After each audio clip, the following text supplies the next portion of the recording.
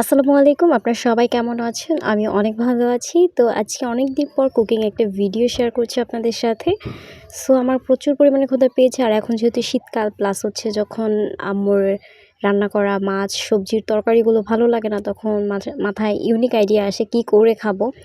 So normally pasta, noodles এগুলো করে খাওয়া হয়। আর এখন যেহেতু আমরা উইন্টারে নরমালি সবাই হচ্ছে ফ্রাইড রাইস খেতে পছন্দ করি আর কি। রেস্টুরেন্টে খেলে যেটাকে ফ্রাইড রাইস বলে, অ্যান্ড বাসায় যেটাকে বলে একদম ভাত ভাজা, একদম বাংলায় আমাদের যেটা।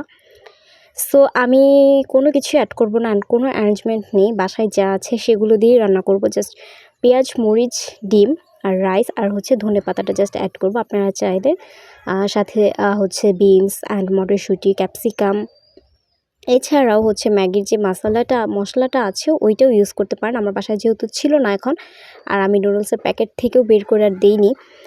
সো আপনারা চাইলে এরকম ইজিলি বানাতে পারেন, স্পেশালি ব্যাচেলার ভাইয়ারা যারা আছেন বা আপুরা যারা একদমই রান্না করতে পারেন না, প্লাস হচ্ছে ডিম ভাজি ছাড়া আর কোনো কিছুই করতে পারেন না, তাদের জন্য এটা হতে পারে একদম বেস্ট একটা ভিডিও। সো ফাইনালি আমার রান্না কিন্তু কমপ্লিট হয়ে গেছে। আমি কিন্তু বেশি কিছু দিইনি এটার মধ্যে, জাস্ট নর্মাল একটা ভিডিও।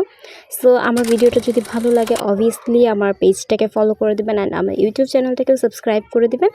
ইনশাআল্লাহ আপনাদের জন্য ভালো ভালো ভিডিও নিয়ে আসবো, অ্যান্ড হচ্ছে সাথেই থাকবেন। আল্লাহ হাফেজ।